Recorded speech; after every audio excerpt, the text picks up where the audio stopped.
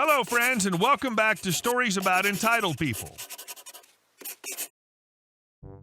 Wow, that is not only some entitlement, but some craziness. Stealing your car just like that, with her mother of all people, and being so blasé about it? Perhaps some time inside will help her sort herself out. But before we begin, best way to support our channel is to leave comments, like, and subscribe with the turned-on bell so you don't miss the new video every single day. Ex-girlfriend stole my car because her car was impounded. I, 27-year-old male at the time, was dating this girl for about 6 months. We met at the mall in my city while I was looking for a gift for Mother's Day. She had a car that she got from an auction, which ran great but didn't have a working air conditioner and had body damage. She worked odd jobs because she was a high school dropout. Well, I once let her use my car, which works better than hers did, because we went to a party and she was the designated driver. We got dinner that night, and that's when she said, "I really love your car. It has AC." Keep in mind, we were in the middle of a hot summer. "I know, that's why I bought it," I said, being oblivious to her intentions. After we finished our dinner, I sobered up and took her home. I thought it was weird that she said that out of the blue. Every time we would go somewhere, she would ask to use my car. I wouldn't get it back until late night, or she'd return it filled with trash. I once found a condom wrapper. From then on, I forbade her from using my car. After we broke up, due to her cheating and her problems with alcohol, I woke up the next morning to find my car gone. I immediately called the cops and filed a report. My neighbor from across the street had a surveillance camera that luckily captured the incident. It turns out my ex stole my car along with her mom. It didn't take long to find them. Her excuse was her car was impounded, the reason because she parked by a fire hydrant, she had expired tags, and they thought it was abandoned. I'm glad she's doing time and I never have to see her again. Edit. Some of you are asking how she was able to steal my car. Well, from what the detective told me, they were caught about 12 hours later up north in my state. She was pulled over for serving on the road. She was having withdrawals and the plates were ran and it showed as reported stolen. Her mom tried to say I let her borrow it as they were being taken in and searched. What they found was a Slim Jim, some pliers, a screwdriver, and an empty pill bottle. The mom was charged with grand theft auto, resisting arrest, and burglary. The ex-girlfriend was charged with grand theft auto, possession of narcotics, burglary, vandalism, and reckless driving.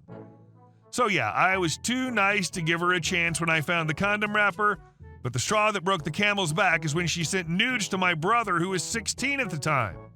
So that's when I dumped her, right then and there. My mom filed charges and had a restraining order on the ex-girlfriend and her mom. So by stealing my car, they also violated the restraining order.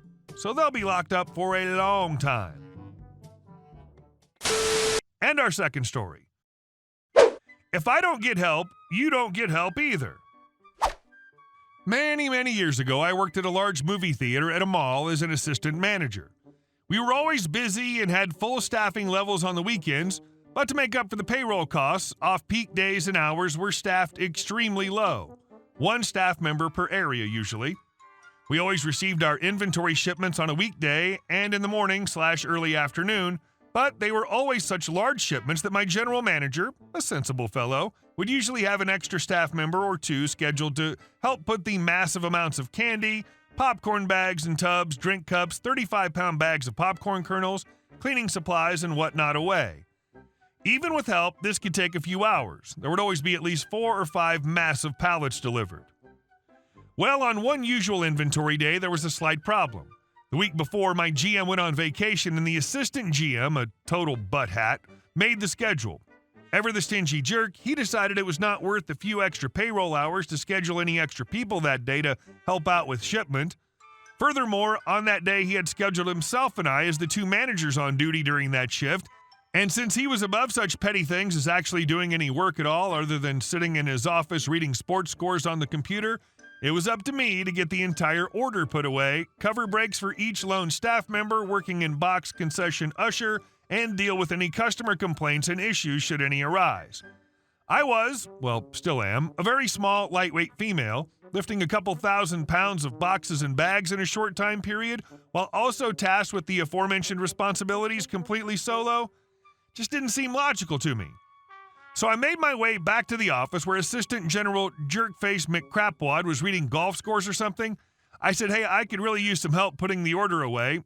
I can't get this all done before the end of my shift. The butt hat scoffed, gives me a sarcastic smile, and goes, I think you can handle it by yourself. I say, well, I would really appreciate you covering the breaks for the staff while I work on this then. I really can't do this all by myself before the end of the shift. Again, the butt hat gives me that crap-eating grin and goes, well, if I were working alone, I know I'd be able to do it all by myself, so you should be able to as well. Figure it out. Fine. F you. So I go back out there and just start hauling butt to get things put away. In fact, I'm furious, and when I'm furious, I can be a little careless. I'm about halfway through the initial third of the quarter of the 10th of the first large pallet of bullcrap I'm tasked with handling sine auxilio, when I realized something that infuriated me even more. Butt Hat Assistant GM was supposed to be the person who prepped the area we stored candy in the day before. What this means, in theory, is that the person responsible for that goes into the candy storage area, rotates all the stock from the last week to the front left side of the shelves so we can stock the new stuff towards the back right. So we don't overlook a case of cookie dough bites and then it goes bad and murders all our customers and we get sued? Or something like that? Anyway, since the butt hat did not do this, I now not only have to put this crap away myself, I'm also now responsible for rotating the existing boxes on the shelves in a neat stack on the left before I can even think about unloading this pile of overpriced diabetes chow.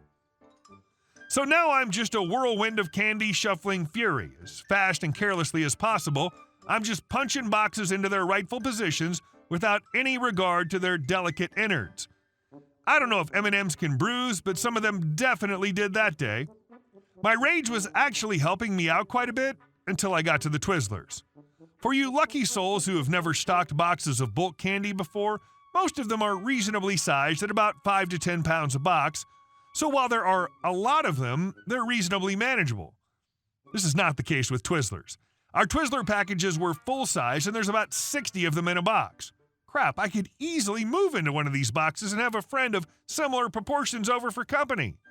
Twizzlers are also the preferred overpriced movie snack for recently divorced middle-aged white women on their first jump back into the dating pool for some reason. So, suffice to say, we sold a lot of them. I've got about 6 of these boxes already on the shelf, all the way to the right, with another 6 I need to unload, and none of them are where they should be, so this is where I lost it completely. I shove my arm in to grab the first of the massive box of twisty sugar ropes that's on the right side that needs to be put on the left side, and quickly and completely rip open off a good-sized chunk of my arm near the elbow on the metal shelf bracket. Well, I was told before that bleeding profusely on the boxes was generally frowned upon, so I make my way back to the office to interrupt Butt Hat McGolf Scores and show him my ouchie arm.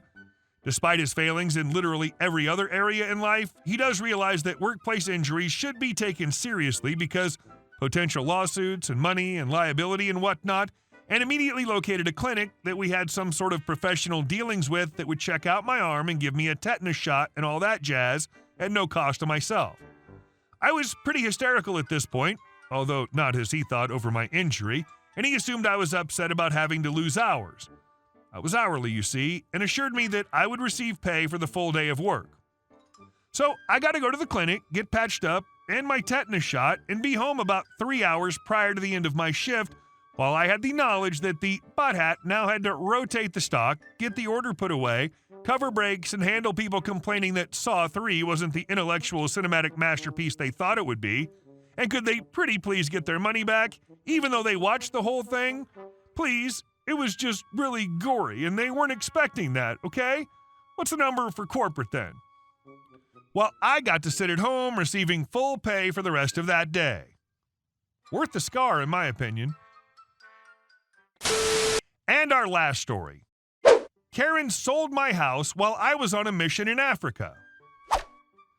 Okay, I'm from France, and I heard this story from a friend of mine who used to serve in the army, and now I'll try to retell it to all of you using my wretched writing talent.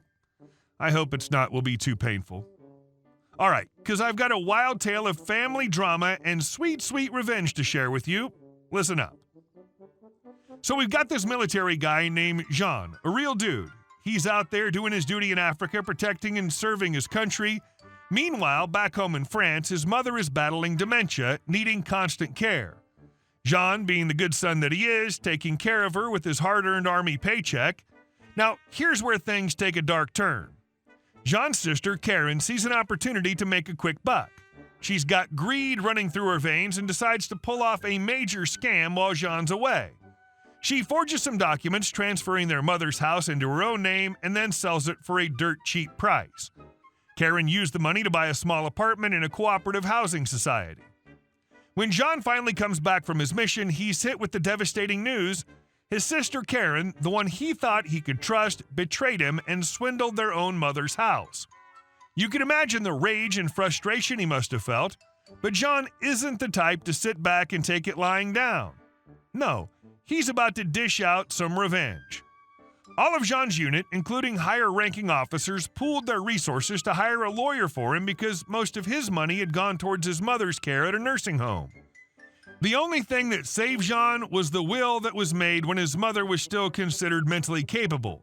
By some miracle, the lawyer managed to prove that John's mother was not capable of making decisions or signing such documents. It turned out that Karen's new boyfriend, whom she'd already broken up with at that time, had a notary license and helped facilitate the transfer of the house to Karen. Now Karen and her ex-boyfriend are facing jail time, but the case is not over yet, and it's unclear what'll happen with the house and the new owners. I don't know what lesson can be learned from this story. Maybe it's bad if your sister is Karen? Hey guys, thank you all for watching the video. I'll see you in the next one.